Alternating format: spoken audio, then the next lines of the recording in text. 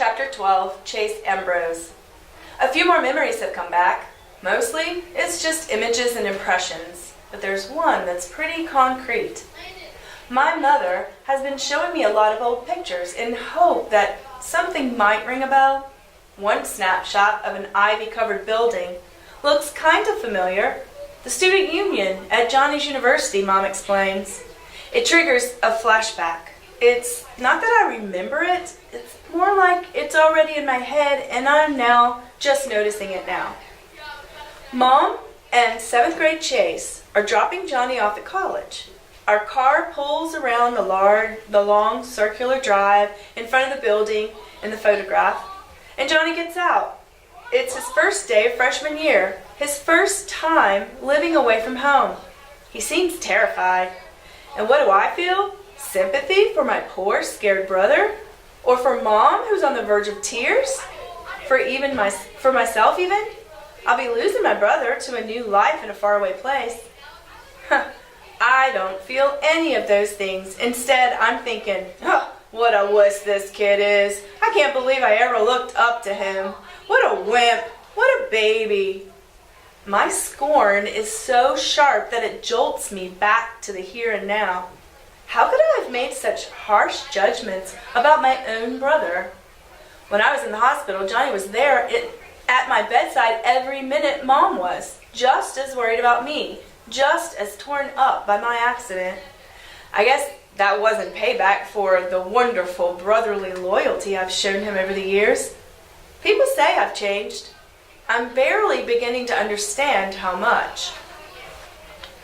Dr. Cooperman isn't surprised that my memory is returning. My brain is totally fine, he says, at my next appointment. After all, I remember everything that's happened since coming out of the coma.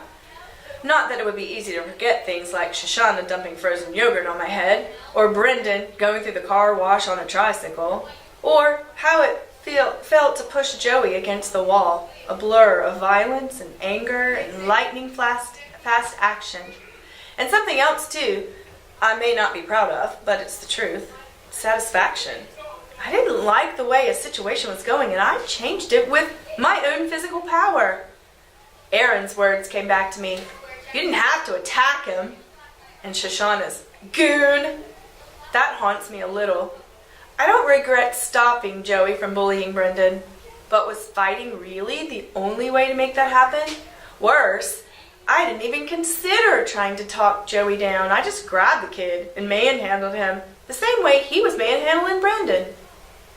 I get that the old Chase could be like that before the accident, but now I'm starting to wonder if that person is still inside me, emerging from darkness bit by bit along with my memory. As weird as it was to lose my past, this might be even weirder. The more that comes back, the less I recognize myself. Dr. Cooperman also pronounces me fully recovered physically. Then he drops the bomb. He still wants me off football for the rest of the season. I must seem pretty devastated because he adds, it's all out of an abundance of caution. You're fine, but concussions can't be taken lightly. We're learning new things about the long-term effects every day. I know you're disappointed, honey, my mom adds. I understand how important football is to you. How can I explain it to them? Sure, I'd love to play, but what really bugs me is that football is my biggest connection to my old life. I don't think I've had a single conversation with Dad that wasn't about either my past gridiron glories or the ones he still expects me to have. And since the accident with Joey, the only Hurricanes who'll talk to me are Aaron and Bear. Even with them, half the time I get the impression that their main interest is getting their team captain back. For sure, those guys are never going to forgive me for A, doing my community service when I don't have to, and B, not hating it enough. To be honest, I don't hate it at all. One thing no one ever tells you when you're laid up, like I was in the hospital, is how boring it is. You really appreciate anybody who comes to break the monotony. So now I get to be that person for the residents of Portland Street. It makes me feel good about myself. And that's huge at a time when I'm learning I have so much to feel bad about. Besides, I get stuff out of it too. I've learned how to play mahjong, and I've picked up a lot of great tips on how to grow stuff, mostly from Miss Kittredge, whose room looks like a botanical garden. I think I'm going to be able to save a lot of Mom's plants, and maybe even the ficus in Helene's room, the one she bought at her preschool's flower sale, and is at least 98% dead. That'll make points with Corrine, who is losing her enthusiasm for the fallen leaves and the tiny white bugs that are all over them. As for Mr. Solway, despite the fact that I've forgotten most of what's happened to me, I feel confident saying he's the coolest person I've ever met. Anyone who could jump onto a moving enemy tank, throw open the hatch, and take it out with a grenade has to be a pretty amazing guy.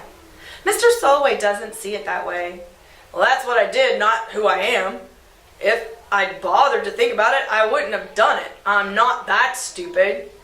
And the sad part is that Mr. Solway can't find his Medal of Honor. Nurse Duncan thinks it probably got misplaced during Portland Street's big repainting project. And it will turn up sooner or later, but he's convinced he flat out lost it. I haven't been as sharp since my wife died, he tells me. We never had kids, so we were the whole world to each other. She looked after everything, and I looked after her, he sighs. You can see which one of us did a better job. When she was gone, that's when my life pretty much ended. This, a sweep of his arm takes the room, is just marking time. I hate it when he talks like that. Come on, Mr. Solway, you've got a good life here. Plenty of friends. He glares at me. Have you ever asked about me around this place? Old ladies on crutches do the 100-yard dash when they see me coming. I've got my own personal table for one in the dining room, and the nurses all call me Mr. Happy Face. They think I don't know because they assume I'm just as deaf as everybody else in this funny farm. I'm getting the sense that before my accident, I was kind of Mr. Happy Face at my school, I confide in him.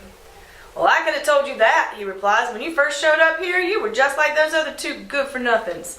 Maybe the worst of the three. Sometimes a whack on the head is exactly what a fella needs.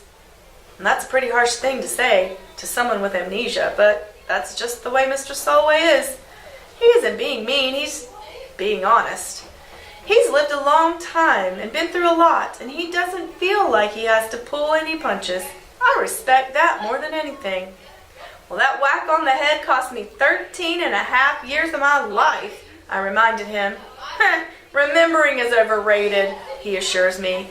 You know that heroic act that earned me that fancy medal? I don't remember 1 second of it. The only reason I know what happened is from the report my captain filed with headquarters. I guess when you get older, it's hard to hang on to every detail I offer. He shakes his head. It isn't old age. It's looking at a T-34 tank after a grenade's gone off inside. It's not a pretty sight. That's what the medic's explanation anyway. You block out what you can't face.